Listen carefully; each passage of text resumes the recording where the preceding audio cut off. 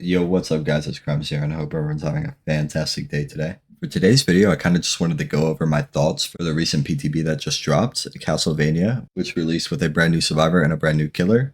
That killer, of course, being a vampire.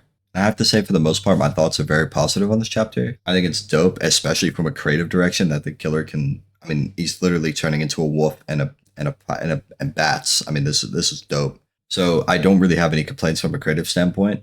I have three very minor issues with the killer. For one, at random times, it seems like his power just goes through walls like it shouldn't. I could even throw something up on screen now, but if I'm not mistaken, this is a bug as it's supposed to go only over obstacles of a certain height. So yeah. Two, I really don't like how the wolf has a set time in which you can dash twice. I really wish it was player controlled, similar to what kind of like Wesker is, but obviously not as powerful because survivors are able to very easily read when you're going to dash and just dodge, and then it becomes a 50-50 prediction of you either predict or dodge or not. Even more worse on this killer because they know exactly when you have to dash again, so it's a bit of a problem.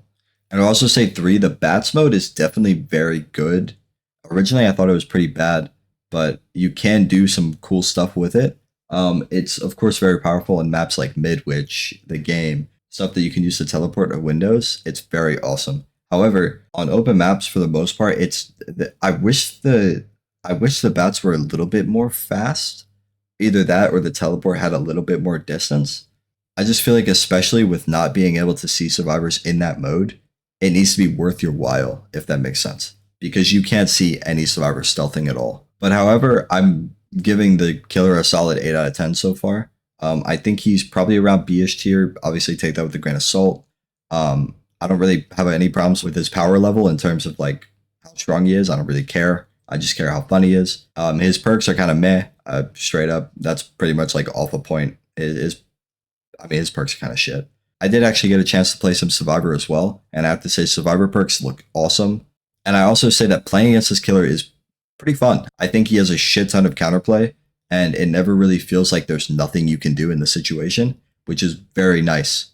Especially because, I mean, if he's B tier, that leaves a pretty good playing field for both sides, in which there's a lot of, how do I say this, potential for counterplay for both sides. So it definitely feels pretty in depth. Obviously, there was no map that dropped. Instead, we got a pretty much just like a JPEG of a castle in the distance with some fog around it and some bats. Pretty cool. Pretty cool touch. I know a lot of people, a lot of Castlevania's fans I've spoken to don't really like that there isn't much depth to it. And I honestly, I'm 50-50 to it. If he has no map, then like, why would I be caring about a JPEG in the distance? But I do agree that there could be more detail to it for sure.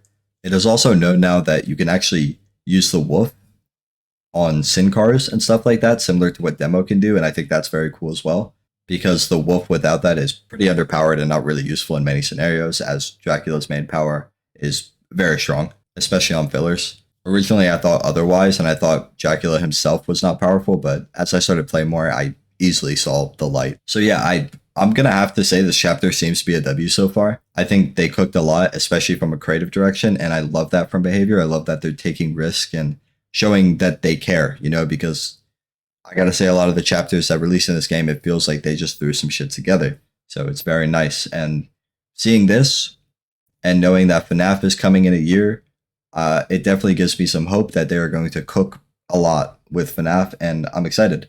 So yeah, good shit from the devs. And let me know in the comments how much you're enjoying the new killer and or playing against him. Thank you guys for watching, and I'll see you in the next one.